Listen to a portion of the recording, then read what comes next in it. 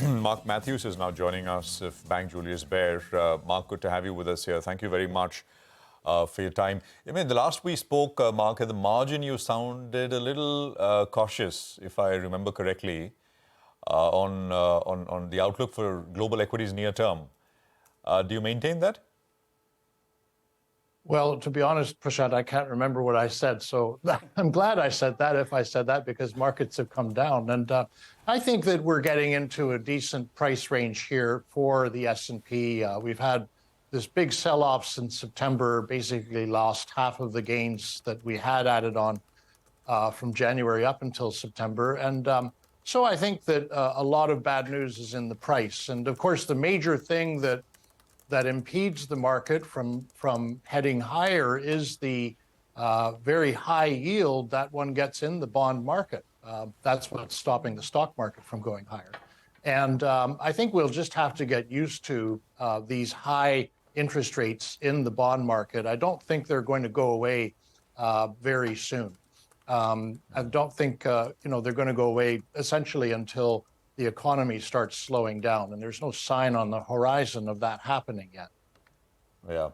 Do you not remember what you said, Mark? Because it's been all muddled, because there's no clear sort of drivers up or drivers down in a big way, right? It's over and over, up and down, repeat action, or yeah.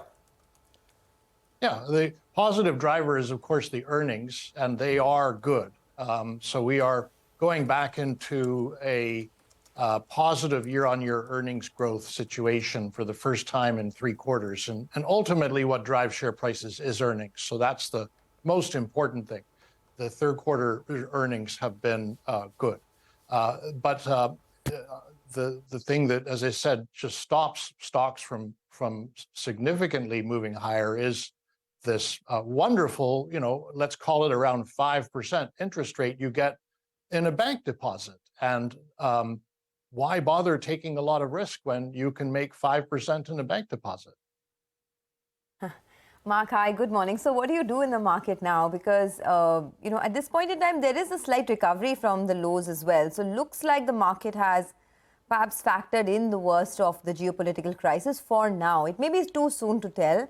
But as we head into the last, 3 months of the year, or last 2 months of the calendar year, what's your approach towards markets like India?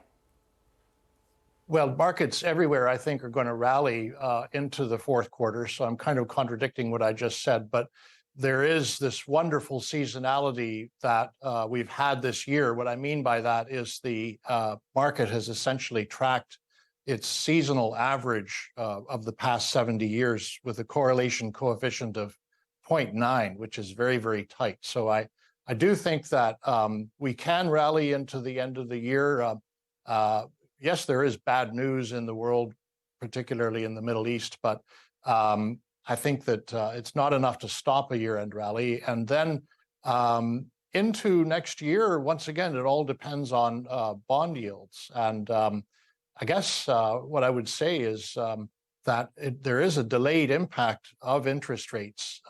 And it can be a very delayed impact because a lot of people, they've already got loans, and those loans, they don't mature until a certain time period.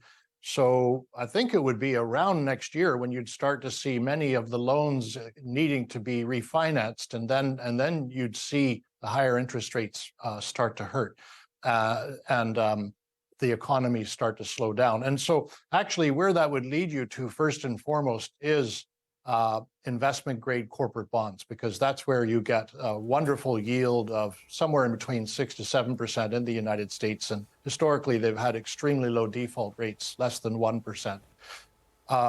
Everybody's been saying this for some time, though, that bonds are the place to be. So it sounds like a bit of a broken record, but I think it's still true. And as for the stock market, I just think it's a good thing to buy and hold for the long term. But of course, you've got to own the right country's stock market.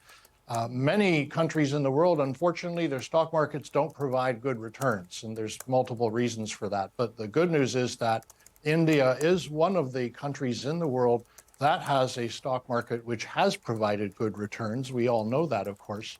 And I don't see any reason why that should change. In fact, China is just the boy who's cried wolf one too many times. I think even if they start to get it right, you're not going to see big inflows into that country. And India just stands right at the top of the pecking order in the emerging markets.